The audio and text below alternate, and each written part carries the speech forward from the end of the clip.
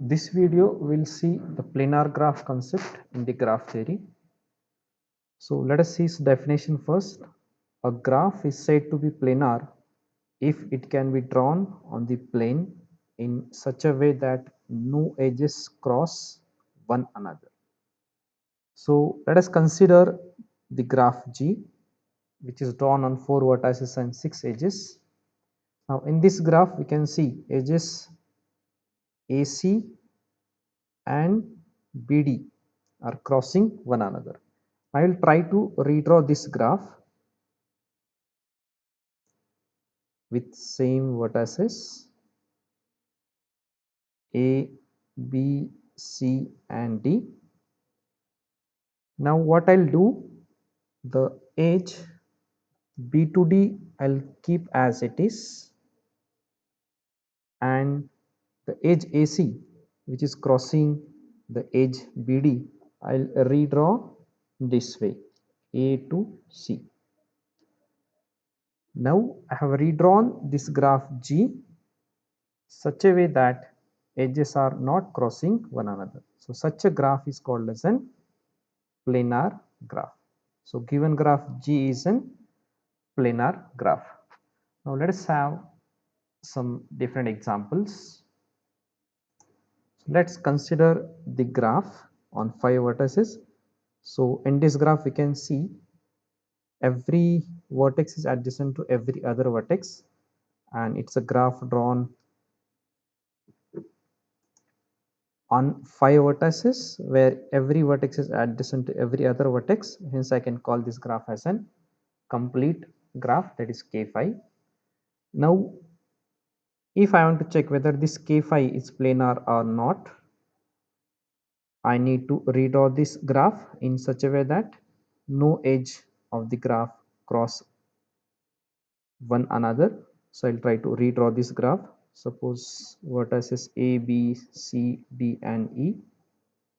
Then these edges, let us say I'll keep as it is. Edge E to C I'll keep as it is. Edge E to B also I'll keep as it is.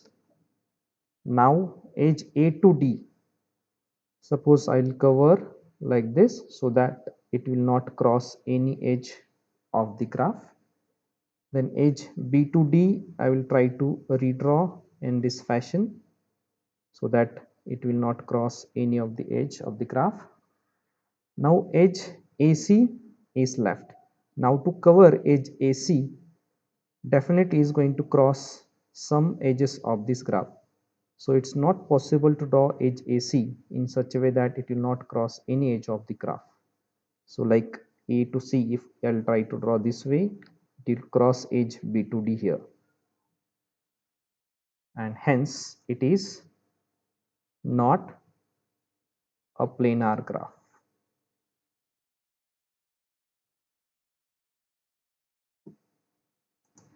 Now let us see the region concept.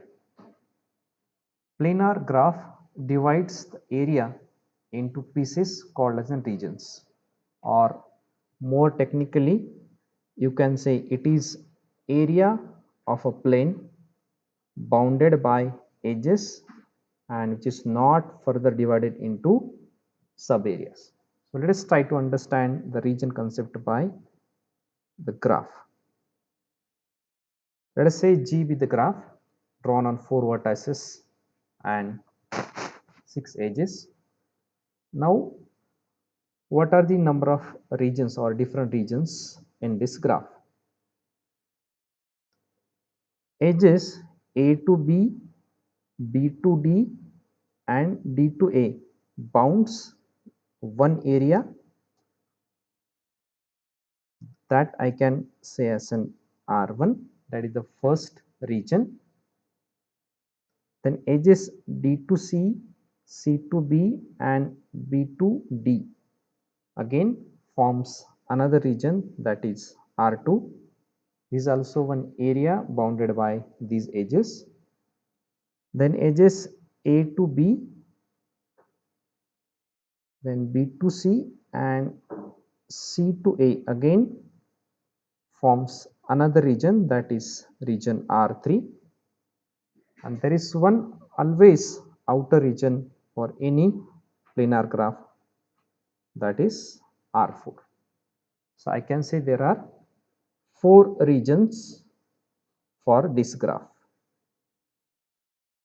and for any connected planar graph, for any connected planar graph, V minus E plus R is always equals to 2, where your V is vertices of the graph, E is edges, that is number of edges of the graph, and R is number of regions of the graph. So for this graph, let us check it out. So V is number of vertices. So for this given graph, we have 4 vertices. Then E, that is edges. So there are 6 edges for this graph, and plus number of regions are 4. So which should be equal to 2. So 4 minus 6 is minus 2 plus 4. So minus 2 plus 4 is 2. So this equality is always true for any connected planar graph. Now let's have example on this. What is number of regions in connected planar simple graph with 20 vertices, each with degree 3? Now we know the equation V minus E plus R is always equals to 2 for any connected planar graph. Now in this question, V, that is number of vertices, are given as 20. We need to find the number of regions. R value we need to find out, but E, that is number of edges, is not given. So how we can find out the number of regions? So we are given the 20 vertices with each of degree 3. So if we use sum of degree theorem, that is sum of degree of all the vertices is always equal to twice the number of edges. So we have 20 vertices, each with degree 3.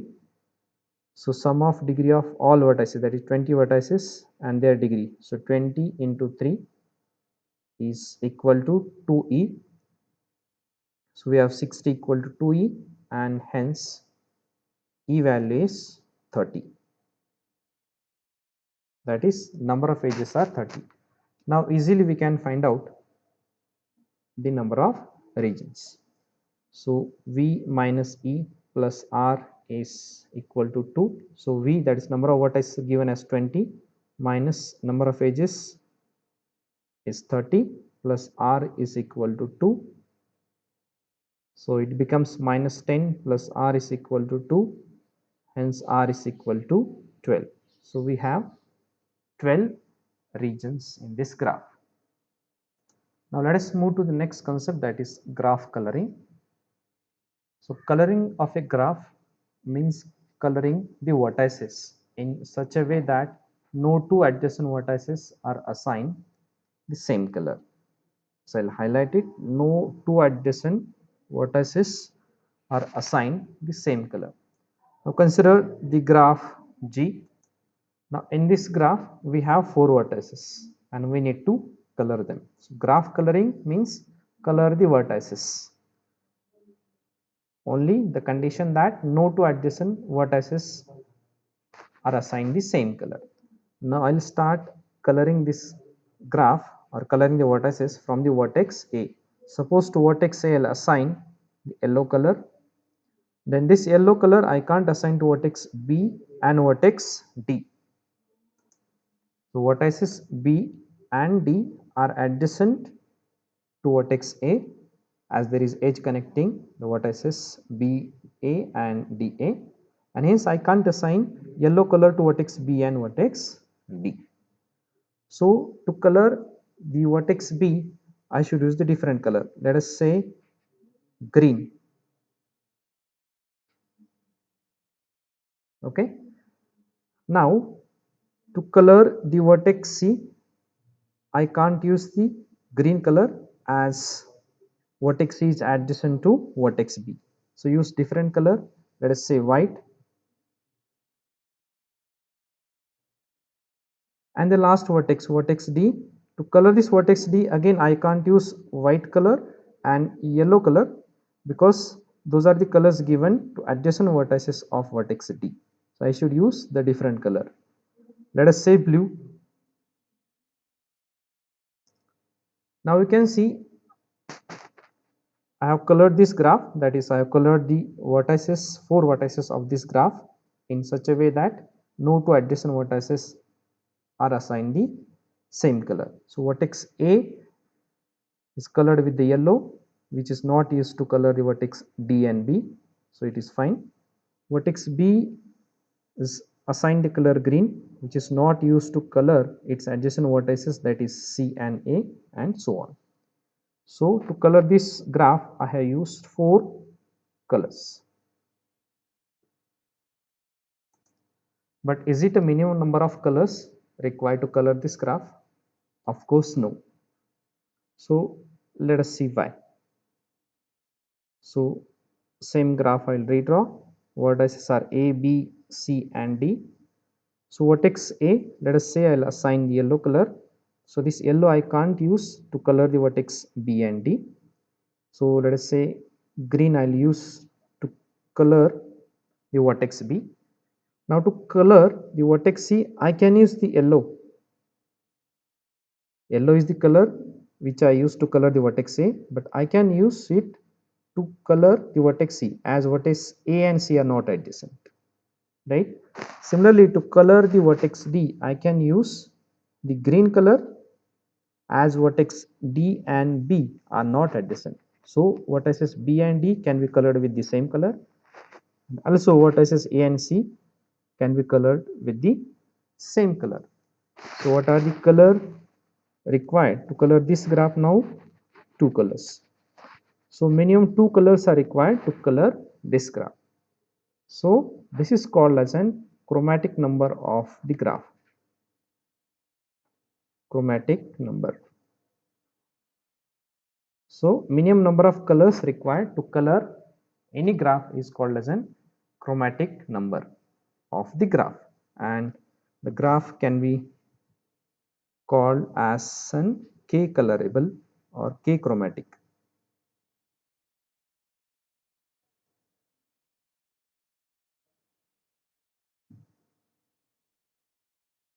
K chromatic or K colorable graph. Suppose I will be asked what is chromatic number of Kn. So Kn is a complete graph on n vertices. Let us say I will draw K2.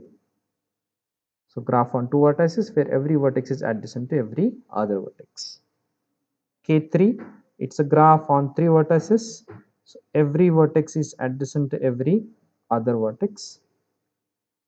So in K2, how many colors are required? So if I color the first vertex with yellow, so I can't use this yellow to color next vertex. So I should use different color, that is, let us say green. So in K3, we have 3 vertices A, B and C. So to color the vertex A, let us say I'll use yellow color, let us say Y. To color the vertex B, I can't use Y as vertex B is adjacent to vertex A. So to color vertex B, let us say I'll use green color. Now to color the vertex C, again I can't use yellow and green color as they are used to color adjacent vertices of the vertex C. So I need different color to color the vertex C. So let us say white. So you can see in K3 I required 3 colors, in K2 I'll require 2 colors. If you draw a graph on 4 vertices, so it is K4 where every vertex is adjacent to every other vertex, and number of colors required to color this K4 will be, let us say the vertices are A, B, C and D. So A vertex, let us say yellow I'll use. To color the vertex B, I can't use yellow as vertex A is adjacent to vertex B. So let us say I'll use color green. Now to color next vertex, that is C, I can't use yellow and green as vertices A and B are adjacent to vertex C. So I should use different color, that is white. Now to color the last vertex, that is vertex D, I can't use the color yellow, green and white, as these are used to color the vertices A, B and C which are adjacent to vertex D. So I should use the different color. Let us say pink, so P. So you can see in K4 I'll require 4 colors. So we can see to color K2 we required 2 colors. To color K3 graph on 3 vertices we required 3 colors. To color K4 graph on 4 vertices we required 4 colors. So for any complete graph on n vertices always will require n colors, and hence I can say chromatic number of complete graph Kn is n.